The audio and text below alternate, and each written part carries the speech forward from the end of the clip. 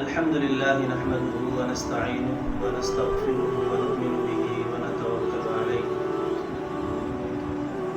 ونعوذ بالله من شرور أنفسنا ومن سيئات أعمالنا من يهده الله فلا مضل له ومن يضلل فلا هادي له ونشهد أن لا إله إلا الله وحده لا شريك له ونشهد أن سيدنا ونبينا ومولانا محمدا عبده ورسوله صلى الله على النبي الأمي وآله صلى الله عليه وآله وسلم۔ اللہ رب العزت کا بے پناہ شکر ہے کہ اس نے آج ایک بار پھر آپ کی خدمت میں حاضر ہونے کا موقع نصیب فرمایا ہے۔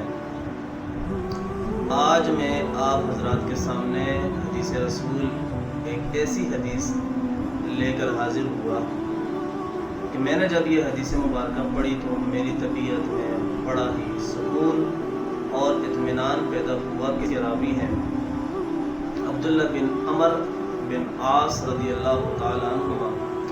آپ فرماتے ہیں کہ ہم ایک دفعہ حضور جانے کائنات علیہ السلام کی پاک بارگاہ میں موجود تھے، بیٹھے ہوئے تھے، تو آپ نے ارشاد فرمایا مبارکباد ہو اس بندے پر، اس اجنبی شخص پر۔ ہم پاس موجود تھے تو ہم نے عرض کیا کہ یا رسول اللہ صلی اللہ علیہ وآلہ وسلم کس اجنبی پر مبارکباد ہو؟ اجنبی کو میرے آقا مبارکباد دے رہے ہیں تو وہ اجنبی کون ہے؟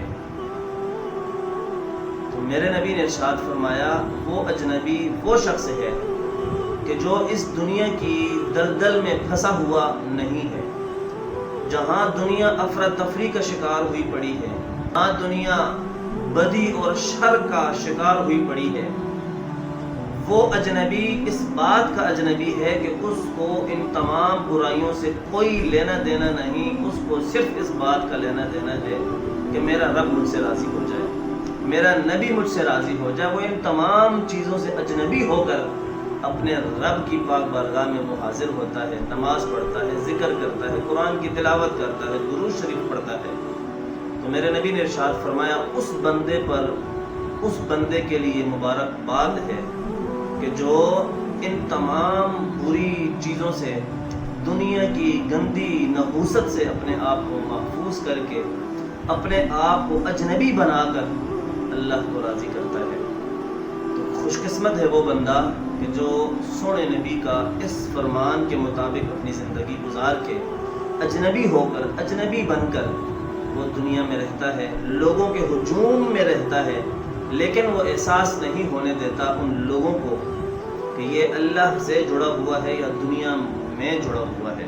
دنیا والوں سے جڑا ہوا ہے۔ در حقیقت ہوتا کیا ہے کہ وہ بندہ دنیا سے اجنبی ہو کر اللہ سے اس نے رو لگائی ہوئی ہوتی ہے۔ پھر میرے نبی نے ارشاد فرمایا، حدیث کے اگلے الفاظ ہیں، میرے نبی ارشاد فرماتے ہیں کہ اس کی حفاظت کرنے والے بندے اس کی اطاعت کرنے والوں سے زیادہ ہوں۔ اب مسئلہ کیا ہے کہ جب انسان اللہ کے سامنے کھڑا ہو جاتا ہے، اللہ کی اطاعت کرنا شروع کر دیتا ہے، سونے نبی کی اطاعت کرنا شروع کر دیتا ہے، تو پھر قدم با قدم اس کو تکلیفیں، آزمائشیں، لوگوں کی طرف سے مصیبتیں کہیں نہ کہیں اس کو آتی ہیں، کیونکہ میرے نبی نے فرمایا نا کہ سب سے زیادہ نبیوں کی تعداد میں مجھے محمد صلی اللہ علیہ وآلہ وسلم کو ستایا گیا۔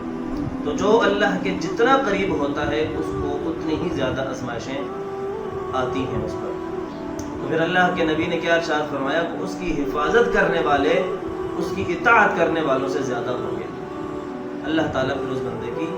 حفاظت بھی فرماتا ہے۔ جب اللہ رب العزت کی پاک بارگاہ میں دعا ہے کہ اللہ رب العزت ہمیں دنیا کی نحوستوں سے محفوظ فرما کر اپنی لو ہمیں نصیب فرمائے،